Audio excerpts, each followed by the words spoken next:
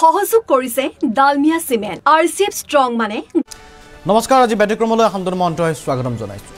আজি খবৰ ইতিমধ্যে আপোনালোকে লাভ কৰিছে কোৱা হৈছে শিৱসাগৰত খিলঞ্জিয়াৰ জয় হ'ল শিৱসাগৰত কি ধৰণৰ পৰিস্থিতিৰ সৃষ্টি হৈছিল বিগত দিনকেইটাত আপোনালোকে দেখি আহিছে এগৰাকী খিলঞ্জিয়া ৰাষ্ট্ৰীয় পৰ্যায়ৰ পাঞ্জা খেলুৱৈ কিশোৰী এগৰাকীক প্ৰহাৰ কৰিছিল আতিশয্য চলাইছিল নিৰ্যাতন চলাইছিল একাংশ বহিৰাগত বনিয়াই তাৰ পাছতে শিৱসাগৰত 30টাকৈ জাতীয় সংগঠনে সভা অনুষ্ঠিত কৰি 10টা চৰ্ত বান্ধি দিছিল আৰু এই প্ৰতিবাদ যেতিয়া জাতীয় সংগঠনসমূহে কৰিছিল কিন্তু সেই সময়ত অনা অসমীয়া ব্যৱসায়ী সম্প্ৰদায়ৰ যিসমূহ দল সংগঠন আছে বা যিসকল ব্যক্তি শিৱসাগৰত বসবাস কৰে তেওঁলোকে কোনো ধৰণৰ প্ৰতিবাদ সাব্যস্ত কৰা নাছিল কোনো ধৰণৰ প্ৰতিক্ৰিয়া প্ৰকাশ কৰা নাছিল অৱয়সত কালি দেখিবলৈ পোৱা গৈছিল শিৱসাগৰৰ মাজমজিয়াত এক প্ৰতিবাদী মিছিল আৰু সেই মিছিল যেতিয়া আগবাঢ়ি গৈছিল শিৱসাগৰত থকা অনা অসমীয়াৰ ব্যৱসায়িক প্ৰতিষ্ঠানসমূহ বন্ধ কৰি দিয়া হৈছিল কালি সম্পূৰ্ণৰূপে স্তব্ধ হৈ পৰিছিল শিৱসাগৰৰ অনা অসমীয়াৰ ব্যৱসায়িক প্ৰতিষ্ঠান আজি এখন সভা অনুষ্ঠিত হৈছিল আৰু সেই সভাত উপস্থিত আছিল অভিভাৱক মন্ত্ৰী ৰণোজ পেগুৰ উপস্থিতিতে আজি এক দৃশ্য দেখা গ'ল দৃশ্যটো আমি দেখুৱাই লৈছোঁ যে কি ধৰণে আঁঠুলৈ সেৱা কৰি ক্ষমা ভিক্ষা আজি মাগিলে ৰাজহুৱাকৈ এইসকল ব্যক্তি অপৰাধৰ সৈতে জড়িত নাছিল কিন্তু অপৰাধীক ৰক্ষণাবেক্ষণ দিয়া নহয় অপৰাধী এই অপৰাধ সংক্ৰান্তত মৌন হৈ আছিল আৰু সকলো দল সংগঠনে দাবী কৰিছিল যে আপোনালোকে মাতক আপোনালোকে এই ক্ষেত্ৰত আপোনালোকৰ যি ভাষ্য সেই ভাষ্য প্ৰদান কৰক কিন্তু তেওঁলোকে সেই সময়ত মৌনতা অৱলম্বন কৰিছিল আৰু আজি অৱয়সত এই ধৰণে আঁঠুলৈ শৰাই লৈ তেওঁলোকে ক্ষমা খুজিবলৈ বাধ্য হ'ল কি কৈছিল আমি কিছু শুনাই লৈছোঁ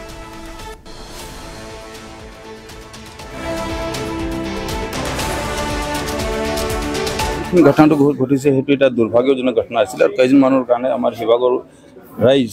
মই মাৰোৱাৰী সমাজৰ কথাটোতো আছেই লগতে গোটেই শিৱসাগৰ যিখিনি বাকী দুদিন আমি বহুত এইটো কষ্ট পাইছিলোঁ গতিকে এইটো আমি নিন্দা কৰিছিলোঁ এনেকৈ এইটো অপৰাধ এটা হ'ব নালাগিছিল কিন্তু কিবা কাৰণ হৈছিলে তাৰ কাৰণে আমি দুখিত এইখিনি আৰু আমাৰ ভিক্টিম আছে তেখেতৰ লগত অলপ পুলিচৰ আহি আমাৰ থানাত তেখেতক লৈ গৈছিল লৈ যোৱাৰ পিছত তেখেত ইয়াৰ এৰেষ্ট কৰি দিনটো দিয়া প্ৰতিক্ৰিয়া আছিল কিন্তু এই যি প্ৰতিবাদ আছে এই প্ৰতিবাদ ইমানতে স্তব্ধ হৈ পৰা নাই এটা পৰৱৰ্তী প্ৰতিবাদী অংশ হিচাপে তেওঁলোকক অন্য যিসমূহ চৰ্ত আছে সেই চৰ্ত কিছু বান্ধি দিয়া হৈছে অনা অসমীয়াই যদি ব্যৱসায় কৰে সেই ব্যৱসায়িক প্ৰতিষ্ঠানত 80% থলুৱাই নিযুক্তি পাব লাগিব শিৱসাগৰৰ পৰাই দল সংগঠন দাবী উত্থাপিত কৰিছে আৰু সমান্তৰালভাৱে বহিৰাগতই মাটি ক্ৰয় বিক্ৰয়ক লৈ এটা ডাঙৰ ঘোষণা কৰিছিল শিৱসাগৰৰ 30টা সংগঠনে যে বহিৰাগতই অসমীয়া বা খিলঞ্জিয়াৰ মাটি কিনিব নোৱাৰিব আৰু কোনো বিক্ৰী কৰিব নোৱাৰিব তাৰ বাবে এতিয়া পৃথক আইন অনাৰ দাবী উত্থাপন কৰিছে আমাৰ লগত উপস্থিত থকা আমাৰ অতিথিসকলক স্বাগতম জনাইছোঁ অধিবক্তা মানস শৰ্মা ডাঙৰীয়া আছে স্বাগতম জনাইছোঁ নিবন্ধকাৰ বিশ্লেষক কৈলাশ শৰ্মা ডাঙৰীয়াক স্বাগতম জনাইছোঁ আমাৰ লগত শিৱসাগৰত 30টাকৈ দল সংগঠনৰ প্ৰতিনিধি উপস্থিত আছে মোৰ সতীৰ্থ সাংবাদিক ইৰছাদ উল্লাৰ সৈতে মই প্ৰথমতে ইৰছাদ আপোনাৰ পৰাই জানিব বিচাৰিছোঁ তাৰ পাছত আমি আইনী প্ৰসংগ বা গুৱাহাটীৰ প্ৰসংগলৈকে আহিম অসমৰ অন্য প্ৰান্তৰ প্ৰসংগলৈকে আহিম আজি দেখিবলৈ পোৱা গ'ল অৱয়সত নতশিৰ হ'ল অৱয়সত খিলঞ্জিয়াৰ জয় হ'ল শিৱসাগৰত যিসকল বহিৰাগত আছিল বহিৰাগত অনা অসমীয়াই আজি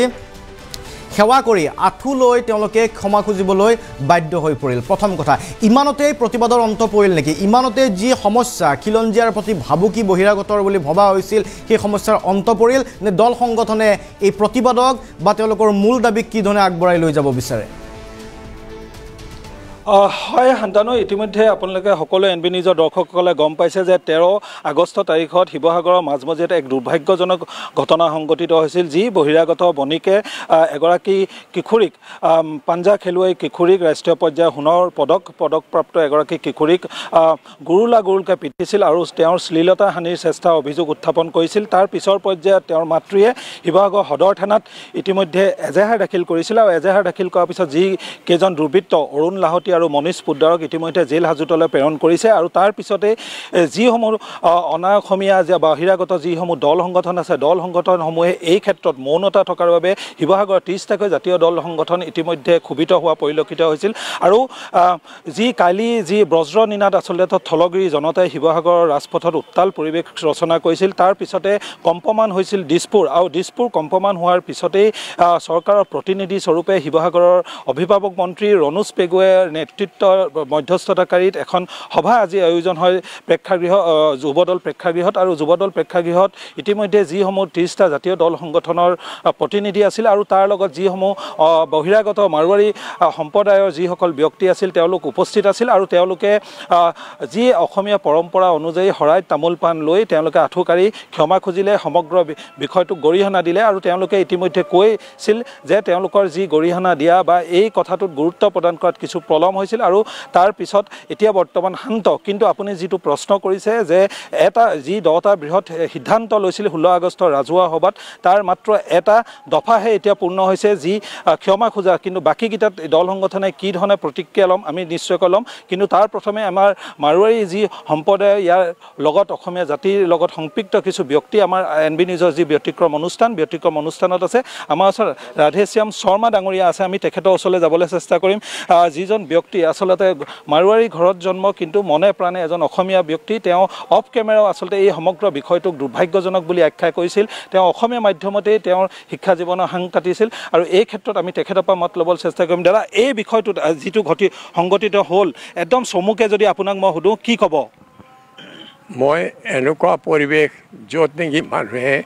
প্ৰত্যেকটো মানুহ যেনেকৈ এটা আঘাত পাই আক্ৰমণকাৰী নিচিনা যেতিয়া চাৰিওফালে হৈ আছিলে মই সেইটো অতি আঘাত মই নিজেই বেছি আঘাত পালোঁ যিহেতু মই এনেকুৱা মৰমৰ ভাৱবিলাক দেখিছোঁ ইয়াত ইমান জলেকে গৈছোঁ তাত প্ৰত্যেকটো মানুহে আমাক আঁকোৱালি লৈছে আৰু আজি এনেকুৱা পৰিৱেশটো মই মোৰ লাইফত প্ৰথম দেখিছোঁ আৰু মই এইটো একেবাৰে মই আঘাতপ্ৰাপ্ত হৈহে যোৱাৰ কাৰণে মই তাত গৈছোঁ নহ'লে মই যাব নালাগে মোতকৈ মোৰ ল'ৰাবিলাক আছিলে তেওঁলোক গৈছিলে আৰু আন এটা কথা মই কওঁ মই কমানৰ পৰা অসমীয়া মাধ্যমত পঢ়া মই কোনো হিন্দী স্কুলত শিকিবলৈ নাপালোঁ আৰু ইমানে সংমিশ্ৰণ মোৰ যিমান আছে চব এই খিলঞ্জীয়া পৰিৱেশত মই উঠা মোৰ বন্ধু বান্ধৱ যিমান আছে চব ইয়াৰ মানুহ আৰু মোৰ যেতিয়া মই অনা অসমীয়া আখ্যা যেতিয়া মই পাওঁ মোৰ মনত পূৰা আঘাত লাগে গতিকে মই সেইটো নিবিচাৰোঁ মই আপোন মানুহ বিচাৰিবলৈ পাওঁ এইটোৱে মোক লাগে আমি আপোনাক আপোন বুলিয়ে ভাবোঁ আমাৰ যিহেতু মাৰোৱাৰী সংগঠনৰ ব্যক্তিসকল আছে আপুনি এই কথাটোও জানিবলৈ চেষ্টা কৰক দুৰ্ভাগ্যজনক বুলি কৈছে হয় আৰু তেখেতে কৈছে যে অসমীয়া মাধ্যমতে পঢ়িছিল গতিকে যিসকল মাৰোৱাৰী সমাজৰ ব্যক্তি অসমীয়া সমাজ জীৱনৰ লগত সম্পৃক্ত হৈছে বা বিলীন হৈ পৰিছে তেওঁলোকৰ নিশ্চয়কৈ অসমীয়া জাতিটোৰ প্ৰতি বা অসমীয়া খিলঞ্জীয়া লোকৰ প্ৰতি সদিচ্ছা আছে সদ্ভাৱনা আছে আৰু সেই সদ্ভাৱনাৰ প্ৰতি লক্ষ্য ৰাখি যি দাবী উত্থাপিত হৈছে যে খিলঞ্জীয়াৰ ওচৰত অধিকাৰ থাকক ভূমিৰ অধিকাৰ থাকক বহিৰাগতৰ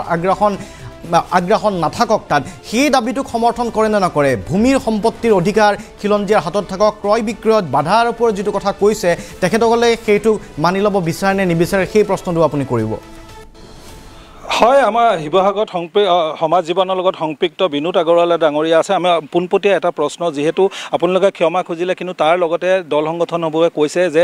মাটি বাৰী যি ক্ৰয় বিক্ৰয় আছে সেই থলুৱাৰ মাজতে থাকিব লাগে এই বিষয়বিলাকত আপোনালোকৰ সহমত পোষণ কৰে নে নকৰে এইখিনি কিছুমান কথাটো হৈছে সেইবিলাক ধৰি লওক আমাৰ ষ্টেট গভৰ্ণমেণ্টৰ কথা আছে আৰু আমি এতিয়া যিখিনি আমাৰ খিলঞ্জীয়া লগত আৰু থলুৱা আমাৰ জনৰ লগত আমি কিয় থাকিব নিবিচাৰোঁ আমি আগৰ পৰা আছোঁ আৰু আছোঁ এতিয়া ওচৰত থাকিব লাগিব আৰু সদায় তেখেতলোকে একেই ভাই বন্ধু হিচাপত আমি থাকিবলৈ বিচাৰোঁ মানে যদি আইন এখন প্ৰণয়ন হয় যে কেৱল থলুৱাৰ হাততেই বা খিলঞ্জীয়াৰ হাততেই মাটি বাৰী বা যি অধিকাৰসমূহ থাকে তাত আপোনালোকৰ কোনো দ্বিমত নাথাকিব যিহেতু আপোনালোকে দীৰ্ঘ সময় শিৱসাগৰ সমাজ ব্যৱস্থাৰ লগত অসমৰ অসমীয়া জাতিৰ লগত আপোনালোক সংপৃক্ত হৈ গৈছে তেতিয়া সেই বিষয়টোত আপোনালোকে সহমত পোষণ কৰা নাই যিহেতু আপোনালোকৰ নিজৰ মাটি বাৰী আছেই তাত আপোনালোকৰ ক্ষয় বা ক্ষতি একো নহয় কিন্তু তাৰপিছত যদি নতুনকৈ আইন এখন চৰকাৰে প্ৰণয়ন কৰে তেতিয়া আপোনালোকৰ স্থিতিটো কি হ'ব কি বুলি কয় তাৰ বিৰুদ্ধে আমি আজি কিমান বৰ্ষ ধৰি ইয়াত বাস কৰি আছোঁ এতিয়া আমি ইয়াতে থাকিছোঁ ইয়াতে কাম বন্ধ কৰিছোঁ আৰু একেলগত আমি ভাই বন্ধু হিচাপত থাকি আছোঁ এতিয়া অহা দিনত আমাৰ ল'ৰা ছোৱালী যেতিয়া ডাঙৰ হ'ব তেখেতৰ ধৰি লওক ঘৰ বাৰী যদি নহ'ব তেখেত ক'ত যাব গতিকে আমি এইটো বিচাৰোঁ তাৰ ওপৰত এইটো বিচাৰ হ'ব লাগে এইটো হয় শান্তনু মহন্ত ডাঙৰীয়া আৰু দল সংগঠনৰ নেত্ৰী আছে আমাৰ লগত চিতু বৰুৱা আছে জাতীয় সংগ্ৰামী সেনাৰ চিতু বৰুৱা তেখেতৰ পৰা আমি জানিব চেষ্টা কৰিম সমগ্ৰ ঘটনাটোত আপুনি প্ৰথমৰ পৰাই আছিল আৰু আজি যিহেতু তেওঁলোকে ক্ষমা খুজিলে সম্পূৰ্ণ অসমীয়া যি পৰম্পৰা অনুযায়ী কিন্তু আপোনালোকৰ এটা দফা সম্পূৰ্ণ হ'ল তাতোকৈ লক্ষণীয় বিষয় যে ইতিমধ্যে আগন্তুক যি বিধানসভা অধিৱেশন আছে বিধানসভাত অধিৱেশনত অবিভক্ত গোৱালপাৰা নগাঁও আৰু বৰপেটাক লৈ এখন খিলঞ্জীয়া সুৰক্ষিত আইন বিধায়ক অনাৰ সম্ভাৱনা আছে আপোনালোকে এই ক্ষেত্ৰত উজনি অসমৰ যিসমূহ জিলা আছে তাৰ আপোনালোকে দাবী সাব্যস্ত কৰিছিল এই সমগ্ৰ বিষয়টো যিটো মূলভূত যিটো বিষয় সেই বিষয়টোত আপোনালোকে কেনেকৈ থাকিব কেৱল কথাই ক'ব নে পিছৰ পৰ্যায়ত এইটো কাৰ্যক্ষেত্ৰত সঁচাকৈ পৰিণত হ'ব কথাটো হৈছে এনেধৰণৰ আমি খিলঞ্জীয়া মানুহৰ ভৱিষ্যতক লৈ শংকিত আজি অসমৰ যদি আমি প্ৰতিখন জিলাত চাবলৈ যায় প্ৰতিখন জিলা আপুনি নগৰত দেখিব 80% মানুহ কিন্তু এতিয়া বহিৰাগত অনা অসমীয়া ব্যৱসায়ী হাতত আছে থলুৱা মানুহৰ হাতত এতিয়া মাটি নাই লাহে লাহে আপুনি গাঁওবোৰলৈ মন কৰিব গাঁৱত এতিয়া ডাঙৰ ডাঙৰ বিঘা বিঘা মাটি কিন্তু এতিয়া বহিৰাগত অনা অসমীয়া কিনিছে গতিকে আমি খিলঞ্জীয়াৰ ভৱিষ্যতক লৈ শংকিত আৰু সেইটো কাৰণে আমি আমাৰ অসমৰ মুখ্যমন্ত্ৰী মহোদয়ৰ মুখত আমি যিটো কথা শুনিবলৈ পাইছোঁ যে গোৱালপাৰা নগাঁও বৰপেটা এই তিনিখন জিলাত অনা খিলঞ্জীয়া মানুহে খিলঞ্জীয়া মানুহৰ ভূমি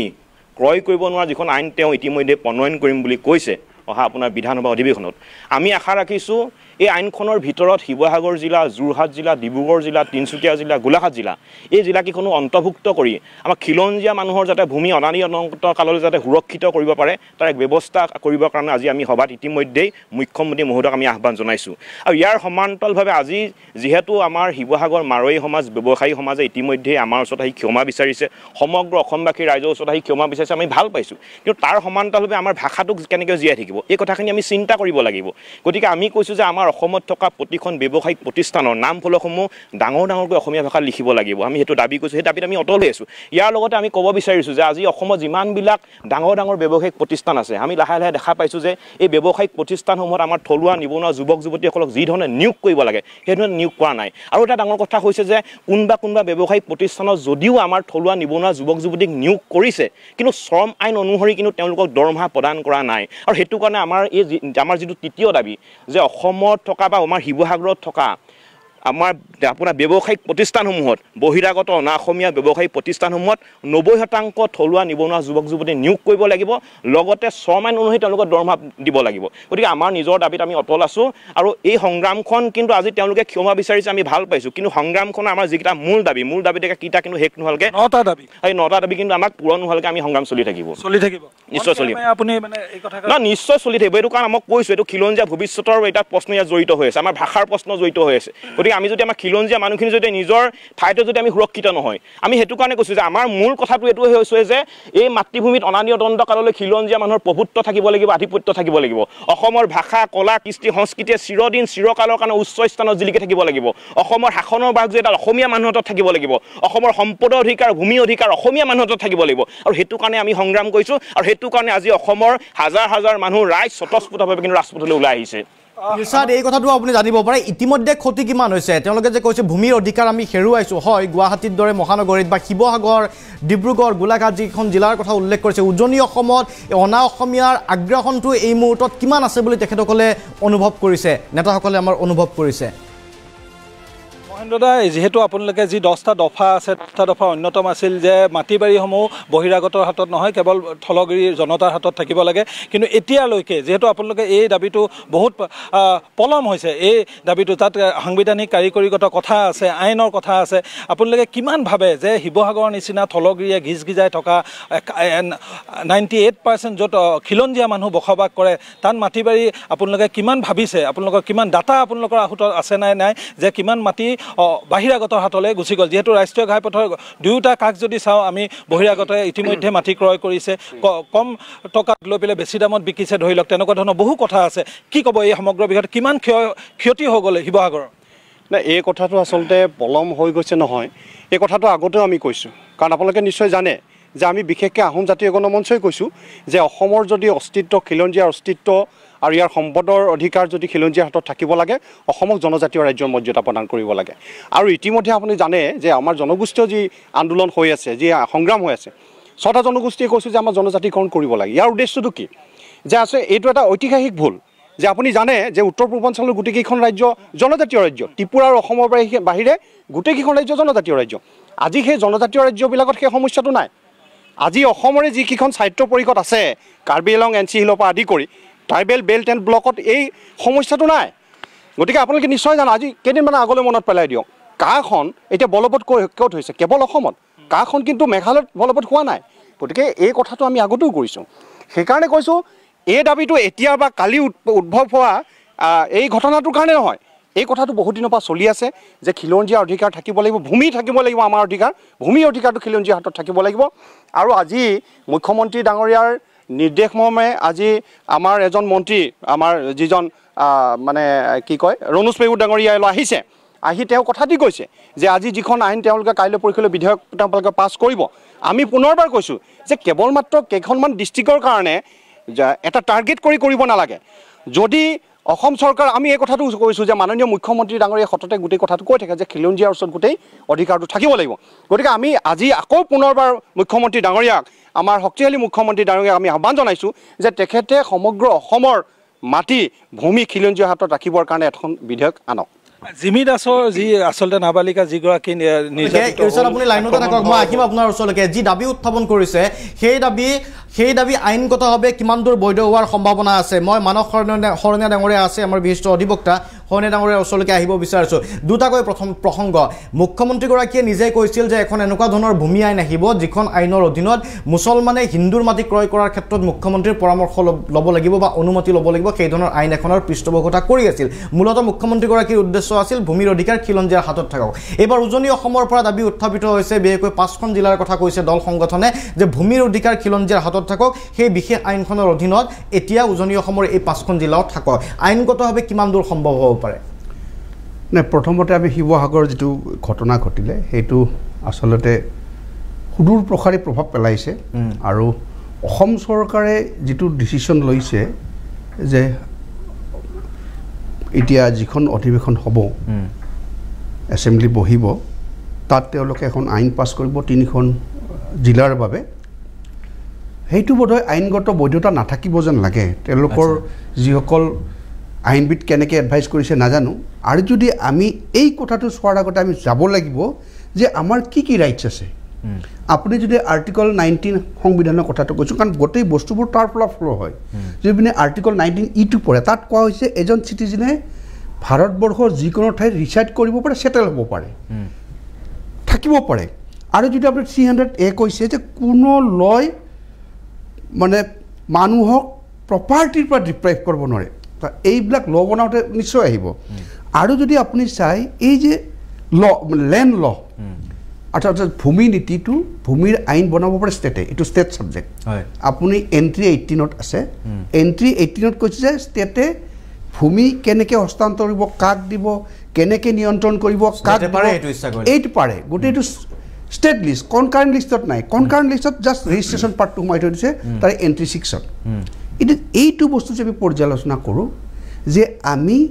কোনো ভাৰতীয় মানুহক লিগেলি তেওঁ আৰ্ণ কৰা প্ৰপাৰ্টিৰ পৰা আমি ডিপ্ৰাইভ কৰিব নোৱাৰোঁ আজিৰ ডেটত নতুনকৈ ক্ৰয় কৰাৰ ক্ষেত্ৰত কিন্তু যদি অসমৰ যিখন ভূমি ৰাজহ আইন তাতো কোৱা হৈছে যে জনজাতিসকলৰ ভূমি সংৰক্ষণ কৰিবলৈ বেল এণ্ড ব্লটত ভূমি সংৰক্ষণ কৰিলে 1989ত এজিপি চৰকাৰে এখন নতুন ভূমি আইন তৈয়াৰ কৰিছিল সৰ্বানন্দ সোণোৱাল ডাঙৰীয়াটোৰ 19ত এখন ভূমি নীতি নতুন কৰিছে সেই দুখন যদি আমি পৰ্যালোচনা কৰোঁ তাত কিন্তু থলুৱাৰ কথাটো কোৱা আছে যে থলুৱাসকলক মাটি আবণ্টন দিবলৈ কাক কিমান দিব টাউনত কেনেকৈ দিব কিন্তু এইবোৰৰ ইমপ্লিমেণ্টেশ্যনটো হোৱা নাই এতিয়া যদি আমি চাওঁ যে আমি যদি মাটিটো যদি কাৰোবাৰ তাত গৈছে আইনবদ্ধ হৈছে তাক আমি আনিব পাৰিম নেকি বা যিখিনি ইলিগেল ট্ৰেঞ্জেকশ্যন হৈছে বা বেল এণ্ড ব্লকবিলাকত সেইটো বাৰু আইনৰ ধাৰা আছে যে সেইটো সেই পইচাটো দিলে উভতাই দিব পাৰে বা যদি বিকা মানুহজনে যি ক্ৰয় কৰিবৰ ক্ষমতাটো হয় তেওঁ বিচাৰিলে তেওঁ বিকিব খুজিলে তেওঁকে উভতাই দিব লাগিব কিন্তু বাকী এৰিয়াত কি হ'ব আজি যদি বৰপেটা নগাঁও বা ধুবুৰীত যদি যিটো আইন কৰোঁ বুলি কৈছে সেইটো মই ভাবোঁ যে সাংবিধানিকভাৱে এইটো শুদ্ধ নহ'ব কিন্তু ষ্টেটে যিহেতু আইন বনাব পাৰে ষ্টেটে ৰেষ্ট্ৰিকশ্যন আনিব পাৰে আগতে যি হোৱাটো হৈ গ'ল বা যিখিনি নতুনকৈ এটা ক্ৰয় কৰাৰ ক্ষেত্ৰত কিন্তু তাতো চাব লাগিব যে খিলঞ্জীয়া শব্দটো চবেই ব্যৱহাৰ কৰিছে আজি খিলঞ্জীয়াৰ ডেফিনেশ্যনটো আজিও নিৰ্ণয় নহ'ল আমি যদি খিলঞ্জীয়াৰ কথাটো কওঁ ক'ব লাগিব যে যিসকল ইয়াৰে খিলঞ্জীয়া মানুহ নিৰ্ণয় হৈছে তেওঁলোকৰ ভূমি অখিলঞ্জীয়া মানুহে কিনিব নোৱাৰে কিন্তু বহিৰাগত শব্দটো ব্যৱহাৰ কৰোঁতে আমি ভাব লাগিব যে অসমৰ বাহিৰৰ অন্য ভাৰতীয় মানুহ নে বিদেশী মানুহ যে বহিৰাগত শব্দটো যদি আমি ভাৰতীয় মানুহ কওঁ বিদেশী এইটো প্ৰপাৰ্টি ল'বই নোৱাৰে গতিকে এই ভাৰতীয় মানুহে অসমত কিমান বছৰ থাকিলে মাটি ক্ৰয় কৰিব পৰা আৰু যদি কাৰোবাৰ তাত মাটি আছে তেওঁ বিকিব লগা হ'লে কাক ফাৰ্ষ্ট প্ৰিফাৰেঞ্চটো দিব যে সিটো থলুৱা মানুহক দিব লাগিব থলুৱা মানুহে যদি উচিত মূল্য দিব নোৱাৰে তেতিয়া তাৰ কোনোবা পৰিয়ালৰ মানুহক বিক্ৰী কৰিব পাৰে কিন্তু তেওঁ অন্য এজন মানুহক দিব নোৱাৰে সেইধৰণে আনিব পাৰে সেই ধৰণৰ ৰেষ্ট্ৰিক্টেড ফৰ্মত আনিব পাৰে কিন্তু সিটো অকল ধৰ্মৰ ভিত্তিক আনিলে সাংবিধানিক বৈধতা নাথাকিব বুলি মই ভাবোঁ কাৰণ দিছ এ ছেকুলাৰ কাণ্ট্ৰি গতিকে ছেকুলাৰ কাণ্ট্ৰি উজনি অসমৰ পৰা যিটো দাবী উত্থাপন এই দাবীটো মই পাৰ্চনেলি সমৰ্থন কৰোঁ যে এখন ভূমি খিলঞ্জীয়া মানুহৰ সুৰক্ষাৰ কাৰণে এখন চবতে এপ্লিকেবল হোৱা সংবিধানৰ গণ্ডিৰ ভিতৰত এখন আইন আনিব লাগে যিখনে ভূমিটো কাৰণ কিয় তাত কৰাটো হৈছে আজি যদি আপুনি গুৱাহাটীটো চাই গুৱাহাটীত এনেই কোৱাত ফ্লেটত থকা বা আগৰ মাটিত থকাৰ বাহিৰে গুৱাহাটীৰ পৰা বাইহাটা চাইলৈকে শুৱালকুছি মিৰ্জা ছয়গাঁও বকো মাত্ৰ এই পাৰ্টটো সোণাপুৰৰ পাৰ্টটো জনজাতীয় এৰিয়াৰ কাৰণে পৰা নাই এইবোৰত এজনো অসমীয়া মানুহৰ হাতত মাটি নাই গতিকে সেই কথাটো তেওঁলোকৰ ওচৰত সকলো সম্পদ গুচি গৈছে ভূমিৰ অধিকাৰ গুচি গৈছে ভূমিৰ অধিকাৰ গ'লে আমি আমাৰ ইয়াৰ বাসস্থান আমি হেৰুৱাম তেতিয়াহ'লে আমি ন হৈ ৰ'ম ঠিকে মই আহিম আপোনাৰ ওচৰলৈকে ইৰছাদ মই পুনৰ যাম কৈলাশ শৰ্মা ডাঙৰীয়াৰ ওচৰলৈকে আহিব বিচাৰিছোঁ গুৱাহাটীৰ পুৰণি বাসিন্দা গুৱাহাটীৰ লগতে আজি কৈলাশ শৰ্মা ডাঙৰীয়া উজনি অসমৰ পৰা যি দাবী উত্থাপিত হৈছে এইফালে কোৱা হৈছে যে মুখ্যমন্ত্ৰীগৰাকীয়ে কৈছে যে আমি খিলঞ্জীয়া নামনি অসমত বিশেষকৈ মুছলিম সম্প্ৰদায়ৰ কথা কৈছে যে হিন্দুৰ মাটি ক্ৰয় বিক্ৰয়ৰ ক্ষেত্ৰত মুখ্যমন্ত্ৰীৰ অনুমতি ল'ব লাগিব মানস কণাই ডাঙৰীয়াই কৈছে যে কিছু ৰেষ্ট্ৰিকশ্যন বা কিছু বাধ্যবাধকতা অহাৰ সুবিধাটো থাকিব পাৰে এতিয়া উজনি অসম বুলি নহয় সমগ্ৰ অসমতে সেই পৰিস্থিতি এটা সৃষ্টি হৈছে আজি গুৱাহাটীৰ কথা যদি আপুনি চাই গুৱাহাটীৰ আশে পাশে পাৰ্শ্বৱৰ্তী অঞ্চলত ভূমি হয়তো খিলঞ্জীয়া মানুহৰ হাতত নাই গতিকে কি দাবী উত্থাপন কৰিব বিচাৰিব পোনপ্ৰথমে মই এটা কথা ক'ব বিচাৰোঁ আন্তঃৰাষ্ট্ৰীয় খেলুৱৈ হিচাপে আমাৰ আন এগৰাকী মই নিউ পাঞ্জা খেলা মই ৱৰ্ল্ড চিলভাৰ মেডেলিষ্ট মই এটাই দুখ পাইছিলোঁ যে যিগৰাকী ছোৱালীক এটেক কৰিছিল তেওঁ ল'ৰাও নহয় ছোৱালী এগৰাকী মহিলাৰ গাত হাত দিয়া মানে পক্সো আইনজ্ঞ তেখেত আছেই এটি ডাঙৰ এটা কেছ হয় সেই সময়ত তেওঁক যেতিয়া আক্ৰমণ কৰিলে মই এটাই ভাল পাইছোঁ যে শিৱসাগৰৰ ৰাইজে দলে বৰে দলটো হেন্দুল ওলাই আহিছে এইটো এটা প্ৰমাণ কৰি দিলে যে আজিও আমাৰ খিলঞ্জীয়া ৰাইজ একত্ৰিতভাৱে আছে আমি প্ৰাচীন বাসিন্দা আমি কামৰূপ দেশৰ পৰা অসমীয়া হৈছোঁ কাৰণ আমি আজি প্ৰায় 900,000 বছৰ আমি ইয়াত আছোঁ কিন্তু দুখৰ কথা যে আজি শিৱসাগৰৰ যিটো ঘটনা শিৱসাগৰ বুলি ক'লে অসমৰ তাহানিৰ বৰ অসম এতিয়া উত্তৰ পূৰ্বাঞ্চলৰ প্ৰাণকেন্দ্ৰ য'ত আহোম স্বৰ্গদেউসকলৰ জৰিয়তে চাওলুং চুকাফাৰ জৰিয়তে ষ্টাব্লিছ হৈছিল এটা নতুন ডাঙৰ বৃহৎ জনগোষ্ঠীয় এটা সংস্কৃতি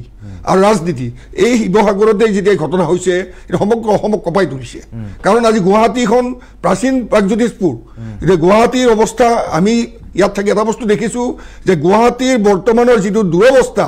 ইয়াৰ খিলঞ্জীয়া মানুহৰ অধিকাৰ প্ৰায় 90% প্ৰায় নোহোৱা হৈ গৈছে জনজাতীয় বেষ্টনীসমূহ পৰ্যন্ত লিষ্ট পৰ্যন্ত দিছে এখান জনজাতীয় বেষ্টনী 99 বছৰ পৰ্যন্ত লিষ্ট দিয়াৰ ফলত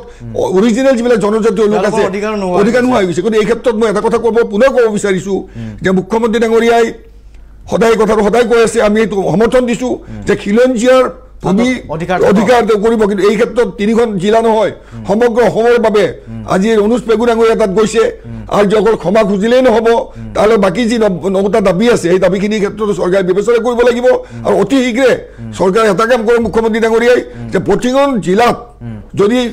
আমাৰ শৰণীয়া ডাঙৰীয়াই কৈ যোৱাৰ দৰে চৰকাৰে যি কৰিবলৈ লেজিসলেটিভ এছেম্বলিত ল পাছ কৰিব পাৰে আৰু সেই ল যদি ইমপ্লিমেণ্ট কৰিব খোজে তেতিয়াহ'লে সকলো ক্ষেত্ৰত একত্ৰিতভাৱে আৰু ছেকুলাৰ কাণ্ট্ৰি হিচাপে যিটো কথা কোৱা হৈছে ইয়াত এটা কথা যে অকল পাৰ্টিকুলাৰ এটা ধৰ্মৰ নহয় সকলো খিলঞ্জীয়া মানুহে যাতে ভূমি আইনৰ ক্ষেত্ৰত হস্তক্ষেপ কৰিব নোৱাৰে এইটো খিলঞ্জীয়াৰ যিটো অধিকাৰ সম্পূৰ্ণ কৰে আৰু যিটো মই আৰু এটা কথা ক'ব বিচাৰোঁ আপুনি ইনক্লুড কৰিব বিচাৰিছে গুৱাহাটী ইনক্লুড হ'বই লাগিব কাৰণ Guwahati capital gate to north eastern India it is going to be the gate to south east Asia গতিকে গুৱাহাটীৰ যিটো ইম্পৰ্টেঞ্চ এতিয়া ইতিমধ্যে আমাৰ মানুহ হাতৰ পৰা 90% অখিলঞ্জীয়াৰ হাতলৈ গুচি গৈছে গতিকে মই ভাবোঁ ভাবোঁ যে যি বৃহৎ ব্যৱসায়ৰ এটা চেণ্টাৰ হিচাপে গুৱাহাটী ৱৰ্ল্ড ট্ৰেড চেণ্টাৰৰ অৱস্থালৈ গুৱাহাটী আহি আছে গতিকে ইণ্টাৰনেশ্যনেল টাৰ্মিনেল বনাই আছে গতিকে মই ভাবোঁ যে গুৱাহাটীৰ ক্ষেত্ৰত যদি এটা ব্যৱস্থা গুৱাহাটী বুলি নহয় সমগ্ৰ অসমত এইটো ব্যৱস্থা কৰা হয় তেতিয়াহ'লে মই ভাবোঁ শিৱসাগৰৰ ৰাইজক মই ধন্যবাদ জনাইছোঁ যে যিখিনি স্পৃহালৈ তেওঁলোক আগবাঢ়ি আহিছে যিটোৱে এটা শক্তিশালী ভূমিকা গ্ৰহণ কৰিছে এইটো প্ৰতিখন অসমৰ জিলা প্ৰতিখন টাউনত যাতে সকলোৱে একত্ৰিতভাৱে চৰকাৰক আমি বিৰোধী কৰা চৰকাৰে এটা কথা অনুৰোধ কৰিছোঁ আইন প্ৰণয়ন কৰক আৰু অধিকাৰ থাকক আৰু এই যিখিনি বহিৰাগত বা অখিলঞ্জীয়াৰ ব্যৱসায়িক প্ৰতিষ্ঠান আছে 80% থলুৱাই নিযুক্তি লাভ কৰক তাৰো দাবী উত্থাপিত হৈছে এই দাবীটোও হয়তো সমৰ্থন কৰিব পাৰি তাত কোনো বেয়া পাবলগীয়া কথা একো নাথাকে এটা সময় বাণিজ্যিক বিৰতিৰ পাছত পুনৰ উভতি আহিম আমি শিৱসাগৰলৈকে যাম जश्न जश्न दर जश्न जश्न फुल्ल जुना गला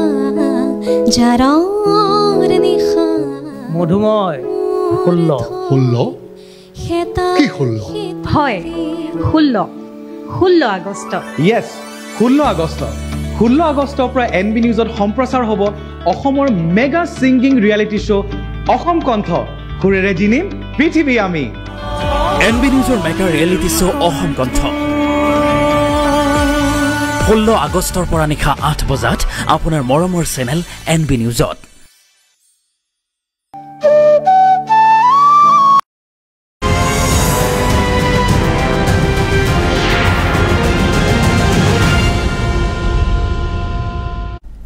উভতি আহিছোঁ অনুষ্ঠানৰ পৰৱৰ্তী অংশলৈ মই এবাৰ পুনৰ ইৰ্ষাদৰ ওচৰলৈকে যাব বিচাৰিছোঁ শিৱসাগৰলৈকে ইৰ্ষাদ মই পুনৰ আপোনাৰ ওচৰলৈকে আহিছোঁ এই প্ৰসংগৰে আপুনি শিৱসাগৰত যি স্থানৰ পৰা দল সংগঠনৰ প্ৰতিনিধিয়ে নেতৃত্বই যি প্ৰসংগ উত্থাপন কৰিছে সেই প্ৰসংগই মই ষ্টুডিঅ'ৰ মজিয়াত লৈ গৈছোঁ আইনী বিশেষজ্ঞই কৈছে যে সেয়া সম্ভৱ হ'ব পাৰে কাৰণ ৰাজ্য চৰকাৰৰ হাতত ভূমি নীতি প্ৰস্তুত কৰাৰ ক্ষমতা থাকে যদি ৰাজ্য চৰকাৰে ইচ্ছা প্ৰকাশ কৰে কৈলাশ শৰ্মা ডাঙৰীয়া চেফ গুৱাহাটী বিল গুৱাহাটীৰ আটাইতকৈ শক্তিশালী সংগঠনটোক নেতৃত্ব প্ৰদান কৰে তেখেতে দাবী উত্থাপন কৰিছে উজনি অসমে নহয় সকলোৱে একত্ৰিত হয় সমগ্ৰ অসমতে যাতে খিলঞ্জীয়াৰ হাতত অধিকাৰ থাকে গুৱাহাটীও তাৰ অন্তৰ্ভুক্ত হৈ থাকে সেই দাবী উত্থাপন কৰিছে গতিকে মই পুনৰ আপোনাৰ ওচৰলৈকে আহিব বিচাৰিছোঁ নেতৃত্বই কি কয় সেই যে আন্দোলন শিৱসাগৰ কেন্দ্ৰিক হৈ থাকিব 4খন উজনি অসমৰ জিলা হৈ থাকিব নে সমগ্ৰ অসমকে অসমৰ যি ভৌগোলিক সীমা আছে সেই সীমাৰ ওপৰত বেছ কৰি ভিত্তি কৰি খিলঞ্জীয়াৰ অধিকাৰৰ বাবে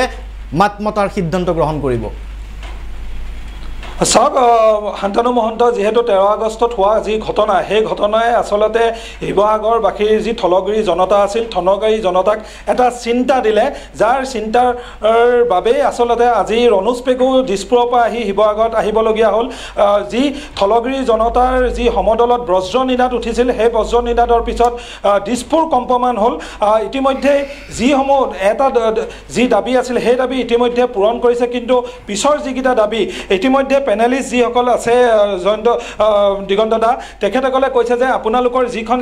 ভূমিক লৈ পেলাই যি ধৰণৰ ৰীতি আপোনালোকে স্থাপন কৰিছে সেই ক্ষেত্ৰত কেৱল 4খন জিলা বা উজনি অসমে হৈ থাকিব নহয় সমগ্ৰ অসমতে থলগিৰি জনতাৰ হাতত থলগিৰি মানুহৰ হাতত ভূমিৰ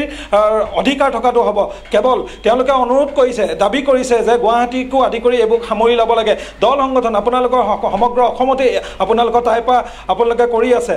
কি ক'ব এই বিষয়টো নাই চাওক আমি আজি এই আমাক কেৱল ক্ষমা খোজাৰ কথাটো আমাৰ লক্ষ্য নাছিল আমাৰ লক্ষ্য আছিল যে অসমত খিলঞ্জীয়া প্ৰভুত্বটো ৰক্ষা হ'ব লাগে আৰু খিলঞ্জীয়া প্ৰভুত্ব ৰক্ষা হোৱাৰ এটা প্ৰধান চৰ্ত হ'ল ভূমি অধিকাৰটো খিলঞ্জীয়া লোকসকলৰ হাতত থাকিব লাগিব আজি এই খিলঞ্জীয়াৰ অস্তিত্ব ৰক্ষাৰ আন্দোলনখন শিৱসাগৰবাসী ৰাইজে কৰিছে তাত 30টাকৈ অধিক জাতীয় জনগোষ্ঠীয় সংগঠনে ভাগ লৈছে কিন্তু ইয়াৰ অৰ্থ এইটো যে আমি জাতীয় জনগোষ্ঠীয় সংগঠনে ৰাইজৰ দাবীটো আগুৱাই লৈ গৈছে কিন্তু এই কাম সুনিশ্চিত কৰিবলৈ হ'লে জাতীয় চৰকাৰখনে দায়িত্ব ল'ব লাগিব কাৰণ এখন সুনিৰ্দিষ্ট ভূমি আইন লাগিব য'ত কেৱল খিলঞ্জীয়াসকলৰ বাবেহে ভূমি অধিকাৰ থাকিব ইয়াত অনা কোনো খিলঞ্জীয়া লোকে যাতে অসমৰ কোনো এখন জিলাত যাতে ভূমি ক্ৰয় কৰিব নোৱাৰে সেই কথাটো চৰকাৰে সুনিশ্চিত কৰিব লাগিব আৰু ধৰ্মৰ ভিত্তিত কাৰোবাক মাটি কিনিবলৈ দিব কাৰোবাক নিদিব এনেধৰণৰ কথা হ'ব নোৱাৰে সি লাগিলে অসমৰ বাহিৰৰ পৰাই হওক বা ভাৰতবৰ্ষৰ বাহিৰৰ পৰাই হওক অইন ঠাইৰ পৰা আহি অনা খিলঞ্জীয়া লোকে যাতে ইয়াত ভূমি কিনিব নোৱাৰে কিনা বেচা কৰিব নোৱাৰে তাৰ এটা সুনিৰ্দিষ্ট এখন আইন আমাৰ লাগিব এই ভূমি আইন সংশোধন হ'ব লাগিব আৰু অসমত অসমীয়া লোকৰ খিলঞ্জীয়া লোকৰ দপ্তৰপইণ্ট থাকিব লাগিব সেই নিয়োগৰ ক্ষেত্ৰতে হওক সেয়া লাগিলে ভাষাৰ ক্ষেত্ৰতে হওক সেয়া ৰাজনৈতিক ক্ষেত্ৰতে হওক সেয়া লাগিলে ভূমি অধিকাৰৰ ক্ষেত্ৰতে হওক গতিকে এই অধিকাৰসমূহ সুনিশ্চিত কৰিবৰ বাবে বিশেষভাৱে এই যিখন প্ৰস্তাৱিত এখন আইন আনিবলৈ চৰকাৰে চেষ্টা কৰি আছে এই আইনখনত যাতে অসমৰ সকলো ঠাই লোকে যাতে খিলঞ্জীয়া লোকে যাতে ভূমি অধিকাৰ হাতত ৰাখিব পাৰে ইয়াত যাতে অনা অসমীয়া বা অনা খিলঞ্জীয়া লোকে যাতে ইয়াত ভূমি ক্ৰয় কৰিব নোৱাৰে সেই কথাটো চৰকাৰক সুনিশ্চিত কৰিবৰ বাবে আজি আমি দাবী উত্থাপন কৰিছোঁ আৰু এই আন্দোলনটো শিৱসাগৰৰ পৰা সমগ্ৰ অসমলৈ বিয়পাই দিবৰ বাবে আমি আগবাঢ়িছোঁ আপুনি মই যিমানটো জানো টাই আহোম উন্নয়ন পৰিষদৰ আপুনি এগৰাকী সদস্য এই টাই আহোম উন্নয়ন পৰিষদতো এই বিষয়বস্তুটো উত্থাপন কৰিবনে আপুনি নাই চাওক আমি চৰকাৰে আমাৰ টাই আহোম জনগোষ্ঠী উন্নয়নৰ কাৰণে এখন সমিতি গঠন কৰি দিছে আৰু সেই সমিতিৰ যোগেদি আমাৰ পৰা কেতিয়াবা পৰামৰ্শ লয় আমি সেইবিলাকত আগৰ পৰাই কৈ আছোঁ যে য'ত আমাৰ যিমানবিলাক বেল্ট এণ্ড ব্লক আছে এই বেল্ট এণ্ড ব্লকবিলাক আমাৰ খুব সুন্দৰকৈ পুনৰ গঠনৰ এটা ব্যৱস্থা কৰিব লাগে পুনৰ ইয়াৰ বিন্যাসৰ এটা ব্যৱস্থা কৰিব লাগে আৰু ইয়াত আমাৰ টাই আহোমকে ধৰি যিবিলাক খিলঞ্জীয়া মানুহ আছে অসমৰ এই খিলঞ্জীয়া মানুহবিলাকৰ হাতত ভূমি অধিকাৰটো থাকিব লাগে আৰু অনা খিলঞ্জীয়া লোকৰ হাতত ভূমি অধিকাৰ থাকিব নালাগে এনেধৰণৰ কথাবিলাক আমি চৰকাৰৰ আলোচনাৰ মাধ্যমে হওক বা অন্যান্য মাধ্যমে হওক আমি সদায় এই কথাবিলাক কৈ আহিছোঁ আমাৰ যি আমাৰ চৰকাৰী ব্যৱস্থা আছে বিভিন্ন আমাৰ সমিতি আছে বা আমাৰ উন্নয়ন পৰিষদ আছে সেইবিলাকতো এই কথাবিলাক নিশ্চয় খিলঞ্জীয়া অধিকাৰৰ কথাবিলাক নিশ্চয় সদায় এই বিষয়টোৱে আলোচনা কৰা হয় দেৱজিৎ দা আছে আমাৰ লগত দেৱজিৎ দা এই সমগ্ৰ বিষয়টো আপোনালোকে এতিয়া সংগঠনৰ ফালৰ পৰা চৰকাৰলৈ বা তাতকৈ সমগ্ৰ ৰাজ্যক লৈ পেলাই কি ধৰণে এই ব্যৱস্থাটো লৈ যাব যিহেতু জিমি দাসৰ মই পুনৰবাৰ ক'ব লাগিব জিমি দাসৰ যিটো ঘটনাই অসমীয়া ৰাইজক সংবদ্ধ হোৱাৰ এটা সুবিধা কৰি দিলে যাৰ বাবে 30টা জাতীয় জনগোষ্ঠীয় এটা ঐক্যবদ্ধ সংগ্ৰামৰ বাবে আজি দিছপুৰৰ পৰা আহি ৰণোজ পেগু